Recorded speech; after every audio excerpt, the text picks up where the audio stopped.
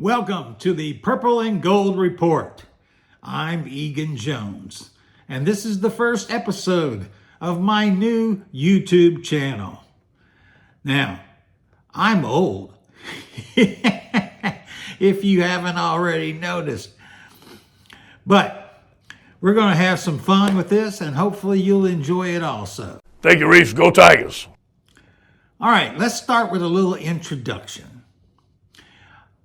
I have been covering LSU sports, or watching LSU sports since the 70s. As I said, I'm not a young guy, but hey, that's okay. I'm doing this for fun, but I need your help.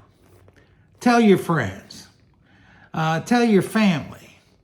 Watch the videos. Give me a like. Give me a subscribe. And one day when I start getting more and more subscriptions, I will start doing live streams. All right.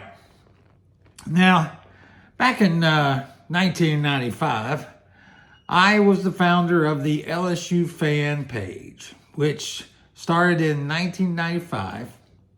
And I said that, yeah.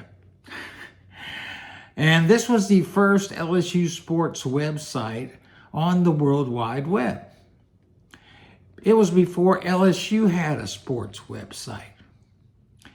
And it was before tigerbait.com, and we all know how old Mike Scarborough is.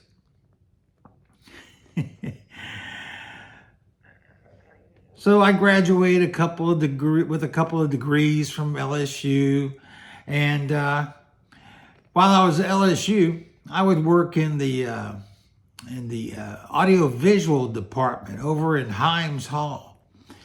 And believe it or not, the press box at Tiger Stadium was not what it is today. We used to bring televisions from Himes Hall every Friday before a home football game and bring them up and install them in the press box in different locations so people could watch live feeds of the football game. Now, these were the old big TVs. I mean, you might have a 26-inch TV and it was so big, and sometimes it would take two of us to carry the freaking things. But those were good times. I enjoyed it. I'd get to work in the press box during the games. I remember riding up the elevator to the press box with then Governor Dave Treen. And I really didn't realize until then how short he was. Yada, yada, yada. Crazy. And of course, one of my greatest memories is, I think it was 1982, Florida State came to Tiger Stadium. And was it 82? Yeah, 1982. Florida State came to Tiger Stadium. And if we won that game, we were going to the Orange Bowl. And the student section had a bunch of oranges they were throwing on the field. And I was conscripted to go out there and get those oranges off the field. And I found out very quickly when I got hit in the back with one that they were frozen. Googly moogly. But it was a good memory. Had some good friends back then, and I enjoyed it. Now, so what's going on? Well, you all know what's going on. The Lane train is in Baton Rouge. Yes. So, hey, y'all have watched the news. You've probably been on all the other websites and YouTube channels that I go to. We all know how it all happened. Poor Florida. Poor Florida thought they were going to get him, but they screwed up. Poor Florida. Poor Florida. Yeah. No soup for you. But then Ole Miss. Well, you know, it's a shame somebody had to lose. I mean, I've got family in Mississippi. I've got family over there that are Ole Miss fans that graduated from Ole Miss. And, you know, it's nothing personal against any of them. I mean, we have a friendly rivalry when we play. But, you know, Lane decided to take the better job. I mean, let's face it. This was a great opportunity. This is a premier program at LSU. And you know Nick Saban, who, by the way, I think his agent is Jimmy Sexton. And Kirk Herbstreit, I think his agent is Jimmy Sexton. And we know Lane's agent is Jimmy Sexton. Oh, I'm sure there's no collusion going on there. You want answers. I want the truth. Saban and Herbstreit, they were both urging him to go ahead and take it. Do it. And it's a shame that Lane couldn't actually do both. But you knew Ole Miss couldn't let him stick around and coach them in the playoffs. I mean, Lane became the enemy when he decided to go to LSU. I have a greater responsibility than you can possibly fathom. So you've got a bunch of unhappy Ole Miss fans. Did you see them at the airport? Oh my gosh. They were yelling all kinds of terrible things at Lane and his family, his kids, and his brother's family, and some of the coaches that went with Lane. I mean, heck, there were little Ole Miss children showing Lane the fickle finger of fate. I'll rip the eyes out of your head and piss in your dead skull. They were mad. But remember, people, anger leads to hate. Of course, fear leads to anger. Yoda said that. I sense much fear in you. Fear leads to anger. Anger leads to hate. Either way, I don't give a damn what you think you are entitled to. Hate leads to suffering. Is that what he said? What is the truth here? You want answers. I want the truth. The truth? Could it have been done a little less messy? I don't give a shit. Well, see, the problem here is Lane had a reputation. And even though I do believe he has matured in the last 5 or 6 years, and he has become more of a man of peace and love, he still liked to troll people from time to time on that thing that used to be called Twitter. And I would just think that Lane's reputation is what really was going against him all the way here. Life is messy. I mean, look at LSU. So you had Brian Kelly. Now, it was widely known. Brian Kelly has started mailing it in.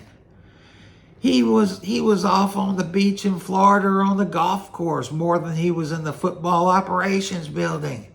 Houston, we have a problem. And he didn't know what was going on. He'd get mad and take it out on his assistants. So, look, Brian Kelly, he had to go. I mean, nothing would have been better. We were going to be paying him for nothing. Well, we might as well pay him for nothing and get him out of there and get somebody who's going to do a good job. And I think Lane's going to do a good job. But Kelly, you know, he can keep his check.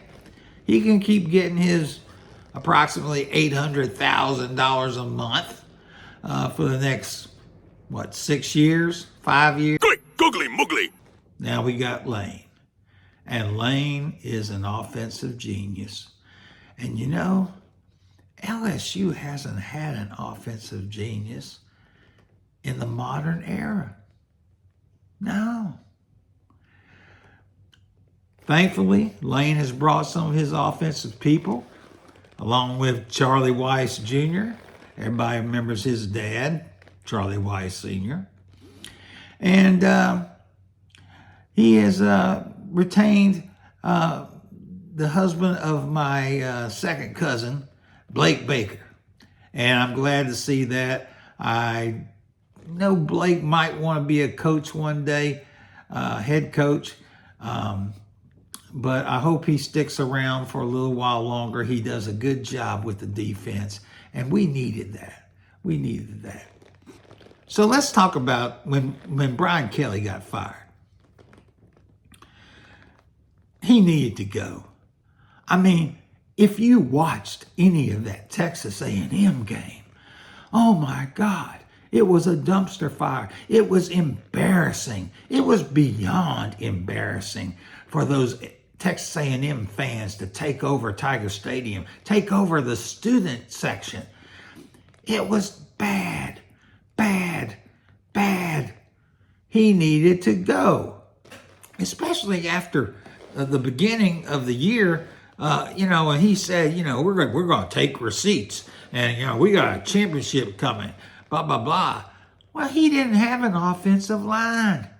He didn't have an offensive line. He had to know that.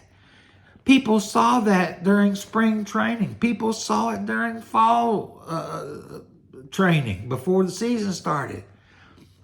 And we all saw it when the game started. And I really feel sorry for Nusmeier, because Nusmeier, I think he's a good kid. But I don't know what kind of things might have changed in the past since last year. Because, since last year, he did get engaged. And that can be a distraction for you. You know that? But Nusmeier got hurt. He never got well. And Nusmeier also, you could tell, Nusmeier, he was fearful for his life back there. He couldn't trust that offensive line. They were like a sieve. I mean, the defense just poured through there. They had trouble blocking for him. They had trouble blocking so that we could run the ball. And if they know you can't run the ball, they know you have to pass the ball. And so they pin their ears back and they come after you. I just wish it could have gone better. But you need to remember something, folks. Everything you saw about this football team this year, everything that you didn't like about it, that you saw the problems, whose fault was that? Who was responsible for that? Brian Kelly. Brian Kelly. Brian Kelly let that happen. And so he had to go. And of course, then, the AD had to go because, politics involved. You had Governor Huey P. Long Landry getting involved with that. Well, Landry knew that Scott Woodward was from the other side of the aisle, and he found out a good reason to let him go. And of course, but he had to go on TV, and then the national media made a lot of fun of that and everything. And it just so happened that we were in the middle of looking for a new president, because of course the previous president we had, he was not on the right side of politics with the governor, and so so in about a 10-day period, we got a new AD, Verge Osberry, and Verge Osberry has done a great job. Okay, he's done a great job. Then we got a new president. We got this guy named Roos. And you know, Governor Huey P. Long Landry went back to kissing the ring of President Trump. Not that there's anything wrong with that. So Lane and the family and some coaches flew into Baton Rouge yesterday evening, Sunday evening. Today is December 1st, by the way. And at 3:30 today, just about an hour and a half from now, there's going to be a press conference, and they'll officially introduce Lane as the 35th coach of the LSU Tiger football team. I feel good about it. I really do. I think our offense will improve exponentially next year. And we can got some good recruits coming in this week. And I think we'll be able to pick and choose on the portal who we want, who we need when the time comes. I look forward to football in 2026. It's going to be great. It's going to be fantastic. Now, as we go on, we're going to cover basketball. We're going to cover baseball. And, of course, we'll all be looking forward to next fall when we get that Lane Kiffin administration football team. Well, I guess that about wraps it up for me.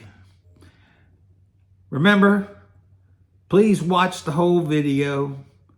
Make any comments that you want. Try to be nice. No bad language. And, again, hit that like button. Hit that subscribe button. It doesn't cost you anything. It doesn't cost you anything, but it helps me out. And allows me to continue on and bring you this good LSU content. So remember, I'm going to try to do videos at least a couple a week right now as I get better at it. Because look, I've had to learn from scratch. I mean, I'm learning how to edit. I'm learning how to do a green screen. I got all kind of things I'm having to learn. So we're going to wrap this up. And we're also going to have some live streams. We want to get that. I mentioned that earlier, didn't I? Let's see. Well, we're just going to try to do everything we can with LSU. So stay classy, Baton Rouge. Which, of course, in German means a whale's vagina. Okay, that's enough. That's enough. We've had enough fun. So get me out of here. Are you ready, Mr. Spock? Mr. Scott, we're ready to beam up. Aye, sir. To boldly go where no man has gone before.